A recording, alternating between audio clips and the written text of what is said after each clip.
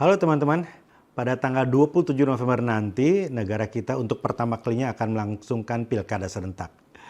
Izinkan saya sebagai orang yang pernah 2 kali memenangkan pilkada dan juga pernah menjadi konsultan politik untuk membagi 5 tips kepada para kandidat pilkada nanti. Yang pertama, hati-hati membaca data. Jangan percaya survei abal-abal. Pastikan Anda hanya menggunakan lembaga survei yang kredibel dan valid. Karena lembaga abal-abal hanya membuat Anda senang tapi menyesatkan. Dan pastikan juga Anda bisa membaca tren yang ada di survei.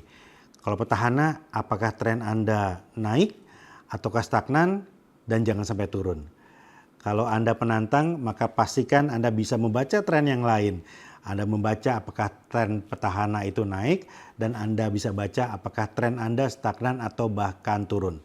Dan pastikan juga lewat hasil survei tadi, Anda bisa tahu siapa pemilih Anda, siapa captive market atau pangsa pasar yang pasti, dan siapa yang masih di wilayah abu-abu. Jadi nomor 1, tidak mungkin kita memenangkan pertarungan dengan data abal-abal atau tidak dengan data sama sekali. Nomor 2 adalah hati-hati dengan tim ses. Hati-hati dengan orang-orang di sekeliling Anda.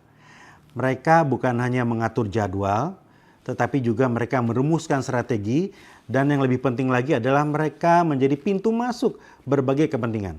Kalau kepentingan itu bagus, sejalan dengan visi Anda sebagai calon kepala daerah, nggak masalah. Tapi kalau mereka menjadi pintu masuk bagi orang-orang yang pada saatnya nanti hanya akan menangguk kepentingan ekonomi, cut. Sisihkan, singkirkan. Pastikan tim sukses Anda steril. Hanya orang-orang yang sevisi dengan Anda dan orang-orang yang tidak akan menjadi pintu masuk bagi kepentingan-kepentingan yang tidak jelas pada saatnya nanti ketika terpilih. Nomor 3 adalah hati-hati dengan media. Media penting, media cetak, media online, sosial media juga sangat penting begitu. Tetapi tidak semua media efektif untuk menjangkau pemilih Anda. Pastikan sejauh mana media-media menawarkan jasanya kepada Anda masih dibaca, masih ditonton, atau masih diakses. Bisa diuji melalui survei sebetulnya. Dan pastikan juga Anda memahami algoritma sosial media kekinian. Pastikan proporsi Gen Z, Gen X, Gen Y, atau Baby Boomers di kota Anda seperti apa. Proporsi itulah yang menentukan strateginya seperti apa.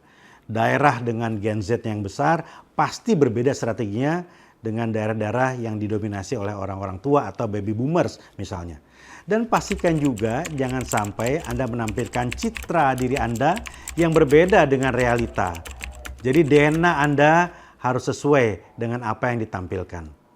Nomor 4, hati-hati dengan narasi.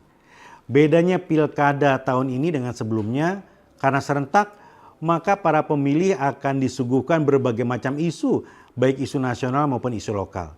Pastikan Anda tidak terjebak ada pada tataran nasional saja. Pastikan Anda fokus juga pada isu-isu lokal. Narasi yang disukai, dibutuhkan oleh para pemilih Anda.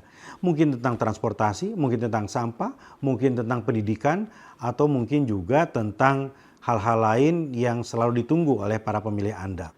Yang kelima, hati-hati dengan diksi. Hati-hati dengan kalimat yang Anda ucapkan, hati-hati dengan lisan yang Anda sampaikan, karena bukan saja mereka menentukan apakah pemilih akan simpati dan kemudian memilih, tetapi juga akan dicatat dan akan diingat selalu melalui rekam jejak digital.